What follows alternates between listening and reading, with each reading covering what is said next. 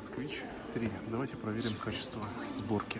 Во-первых, по автомобилю можно сказать, что нижняя оптика расположена в очень низком положении. Да, многие так делают, но действительно эффективность от нее будет маленькая, так как в наших реалиях с реагентами придется постоянно мыть переднюю оптику. Чтобы открыть капот, честно говоря, не очень удобно. Капот мега тяжелый.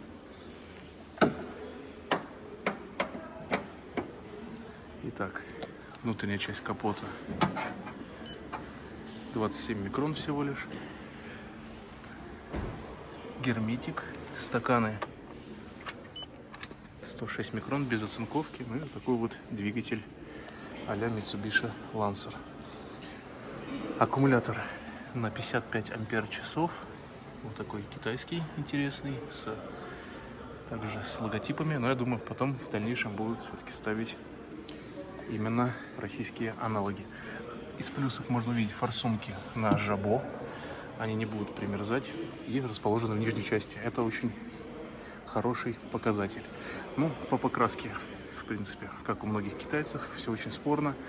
Уже видно внутреннюю часть капота, но, к сожалению, антикора я здесь не вижу. В целом все сделано в подкапотном пространстве неплохо, но вот можно как раз увидеть, никакого пластика дополнительного нету. Можно посмотреть сам металл автомобиля. Ну, если нажимать туда, конечно, он очень сильно проминается. Окрас частичный. Вот здесь видно напыление краски. Соответственно, покрашено на заводе в Китае так себе. Давайте петли посмотрим в оцинковке. Оцинковка отсутствует. Есть дополнительный теплоэкран. Скрываем капот одним взмахом. Зазоры выглядят таким образом. Это пластиковый декоративный элемент. В принципе, натирания я здесь не вижу. Зазор чуть-чуть несимметричен. Здесь зазор он поменьше. Жабо. И, значит, эта часть у нас алюминий. Сталь без оцинковки. Сталь без оцинковки также. И вот здесь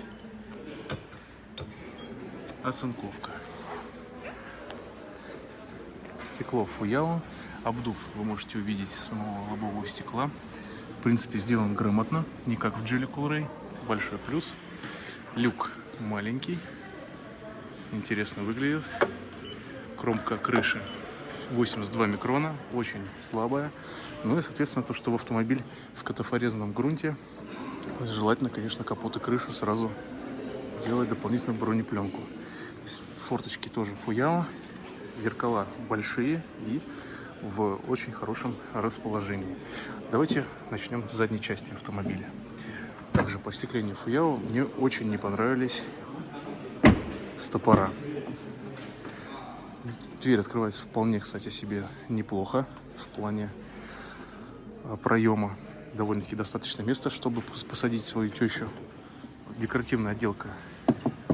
Дубовый пластик, здесь немножко эко-кожи, стеклоподъемники и большой органайзер. Сделано здорово. Хочу отметить плюсом то, что есть этот уплотнитель, которого не хватает в тех же Geely Coolray. Ну, здесь вот такие небольшие всякие недочеты. Можно было бы хотя бы ножичком это все срезать. Сварные швы вполне себе, кстати, не такие плохие, как у того же Geely. В принципе, сделано неплохо. Ну, мы посмотрим еще на других элементах данного автомобиля. Очень весомый такой большой порожек пластиковый. Хорошо, что он пластиковый, это будет плюсом данному автомобилю, но в современных реалиях, конечно, было бы более лучше, если бы двери были и закрывали полностью порог. Ну ладно. Здесь мы видим дополнительную резиночку, чтобы не был пескоструй. Молодцы, что они так сделали. Будет большим плюсом. Главное, чтобы она герметично была приклеена и там не скапливалась влага. Иначе мы все понимаем, что может быть коррозия. Здесь мы можем увидеть внутреннюю часть. И давайте посмотрим на петли дверные. оцинкованы. Соответственно, вот я нашел 20% оцинковки данного автомобиля.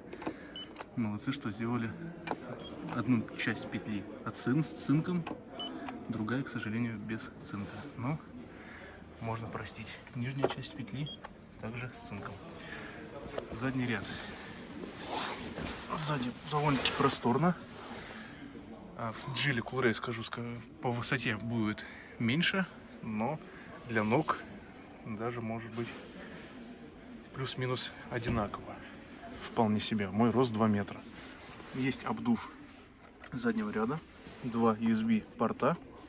Ну, можно сказать, большой плюс, что это есть. И, слава богу, есть подлокотник. Ручки с микролифтом и центральный плафон света с лампочками накаливания. Напишите кто-нибудь, кто знает такую фирму остекления. И ремни в автомобиле регулируемые. Это тоже, можно сказать, за плюс. Мягкие, приятные потолок крыши. Странно, что здесь есть крючок с левой части, а справа нету. На нем сэкономили. Очень удивительно сделано. Строчка в автомобиле в отделке неплохая, но видно заломы. Она ровная, но немного фактура страдает. Вылезать, кстати, ну, весьма нормально, скажем так. В Coolray посложнее. Небольшая часть скоса проема, но в Coolray, опять же, я скажу, что для задних пассажиров иногда есть неудобства. Такая же проблема, как и в Coolray, зажевывают ремни безопасности. Направляющих ремня нету. Давайте посмотрим заднюю часть. Такая же беда, как в Coolray, Geely Coolray. Очень большой зазор. Вся наледь и снег, грязь будет скапливаться в этой части. Поэтому вот, возможно, кому-то придется колхозить резинку, как это сделал я на своем автомобиле, потому что у меня стоит сервопривод. В Казахстане Jack GS4 идет уже с сервоприводом. Здесь почему-то пока такой опции нету. Но спойлер стоит намертво, в отличие от Cherry Tiggo 7, 8 Pro. Сделано неплохо. Площадь остекления небольшая. Мы видим внутри пластик. Он скрывается за вот этими черными частями. И, соответственно, сама обзорность не особо высокая. Но так делают многие азиатские автомобили. Задняя щетка европейского крепления. Так же, как и в Geely Atlas Pro. И обогревается нитью обогрева. Сделано здорово. Вот такая оптика в автомобиле. Задняя крышка также без оцинковки. Только обычный катафорезный грунт, как я говорю. Мы видим одну башенку Кремля на логотипе «Москвич». И открываем багажник. И можно похвалить за то, что даже с моим ростом 2 метра тут будет комфортно человеку с ростом 190 сантиметров. Даже в моем Geely Coolray он открывается намного ниже. И здесь мы видим кнопку закрытия багажника. То есть сервопривод поставить сюда можно. От частого открытия, я думаю, здесь пластик будет очень сильно натирать заднюю крышку багажника, как и во многих автомобилях. Здесь он очень плотно прикреплен. Ну и, соответственно, кузов будет постоянно в движении, и этот пластик все-таки натрет, как и во всех корейцах и китайцах. Давайте посмотрим внутренние части автомобиля по лакокрасочному. Здесь мы видим штампы, как все реализовано. Проверим петли. Петли задние без оцинковки. И вот такой вот багажничек. Свет снизу, направляемый. Если поставить светодиод, будет даже неплохо, потому что он направлен сверху вниз, а не как, допустим, в моем автомобиле сбоку на Geely Coolray. Приятная отделка, мягкий ворс на багажнике. Давайте посмотрим саму крышку багажника подпольного отделения. Ну, чуть-чуть плотнее, чем в Coolray, но газовый баллон, если вы кинете, она может, в принципе, не выдержать. Но, в принципе, в целом неплохо. Ну и вот так вы можете видеть листы виброизоляции в автомобиле и докатку. Ну, тут, я уже думаю, смысла оцинковки мерить тоже нету. По багажнику, ну, чуть-чуть подлиннее, чем в сравнении с Geely Coolray. Совсем чуть-чуть, там пару-тройку сантиметров. И есть вот такая шторочка. Толку, конечно, от нее не будет, так как багажник не особо большой. Но это можно тоже отнести к отделу плюсов. И давайте закроем багажник. Еще раз. Очень сильное движение должно быть для закрытия. И вот закрылся он с первого раза. Зазор, в принципе, симметричный. Ну да, вот такой вот зазор. Москвич 3. Здесь у нас не прилегает к заднему части. Вот это, конечно, не очень камильфо. Есть дополнительная резинка, но кажется, как будто можно было сделать зазор еще меньше. Все-таки немного не хватает.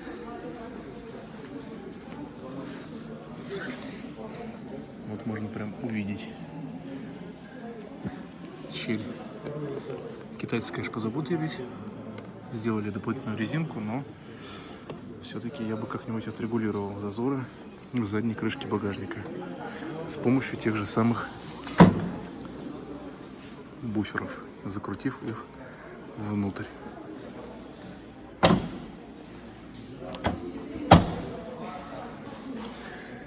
Но ситуацию это особо не меняет. Тут, я думаю, уже идет фактура данного автомобиля. Так, давайте присядем на водительское сиденье. И хочу также отметить, здесь используется на металле, вот смотрите, на обычном металле пленка. Соответственно, если не часто мыть реагенты, если под нее каким-то образом попадет влага, грязь, реагенты, все будет ржаветь изнутри, как это, в принципе, сделано и на корейцах, и на китайцах. Ну, немного не идеальный резиновые элементы в дверных проемах. Есть открытие лючка бензобака салона. Руль у нас регулируется только по высоте, и он слишком близко расположен сейчас ко мне, честно говоря. Ну, сижу я, кстати, как в черри. Очень высоко расположен водительское сиденье. Опускаю его на минимум.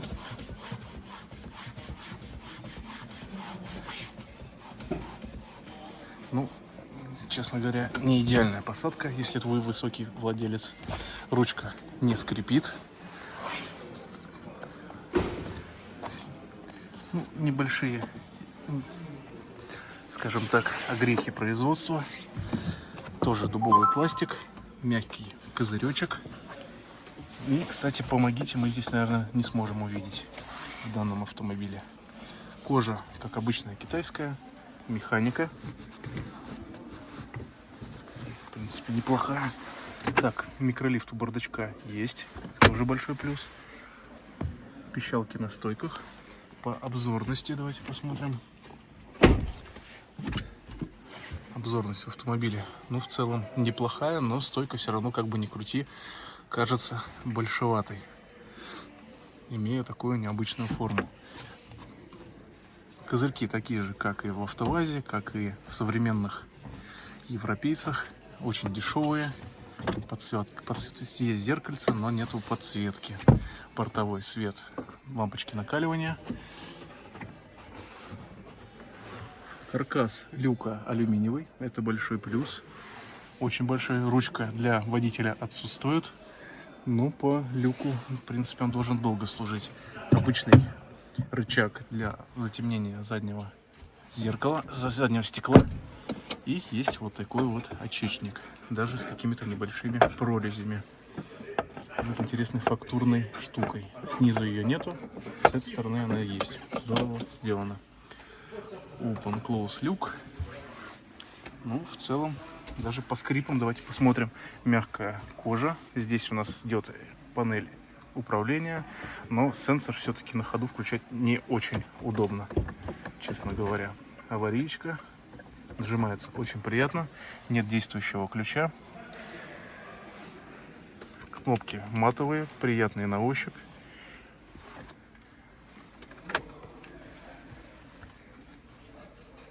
Ну, скрипы, конечно, есть. Монитор очень сильно скрипит. Угу. Что тут еще может так издавать интересные звуки? Наверное, больше ничего. Слева мы можем увидеть корректор фар, систему отключения курсовой устойчивости и регулировка зеркал на джойстике, как это в принципе сделано во многих автомобилях. USB-порт, 12-вольтовая розетка, электронный ручник и автохолд. За это можно сказать плюс. Строчка здесь отчетливо видна, что сделана очень криво на заводе в Китае. Дополнительно есть второй ярус для мелочевки. Противотуманный задний фонарик можно включить. Ну, кстати, вот сами подрулевые переключатели сделаны из такого дешевого пластика, как поначалу делал Havail. Вот ваш Haval A6 очень напоминают данные переключатели. Приборка в целом неплохая, очень даже информативная. Вот такой вот автомобиль, но, конечно, качество нужно доделывать.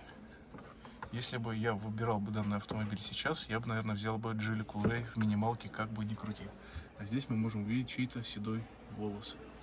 Кто-то его оставил из потенциальных клиентов, возможно. А может и нет.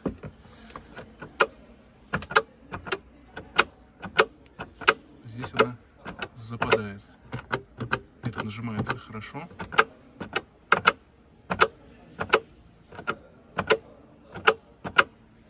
Странно, конечно, сделано, честно говоря. Но по запасу уровня над головой в целом даже очень хорошо в данном автомобиле. Сварные швы передней части автомобиля на передней водительской двери сделано вполне себе неплохо. Здесь мы можем увидеть шильдик КАМАЗ и грузоподъемностью в 370 килограмм. Вот такой вот интересный показатель. Так, давайте еще петли пробьем с внутренней стороны.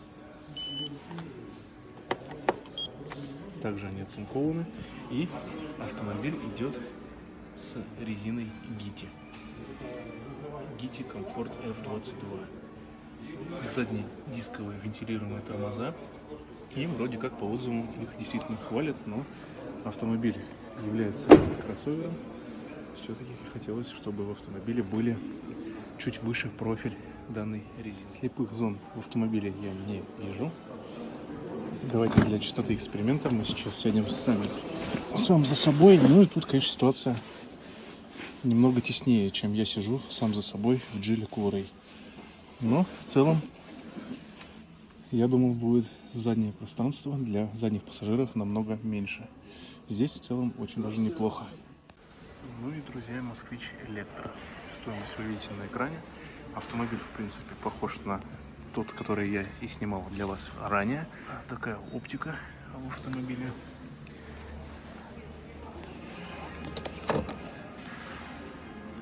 Порты для зарядки. И тут уже мы видим, встречает нас электропривод. Подушка, кстати, весьма длинная даже, на удивление. И кожа очень напоминает, как кожа в черри. И вот тут даже видим фирменные коврики Москвич.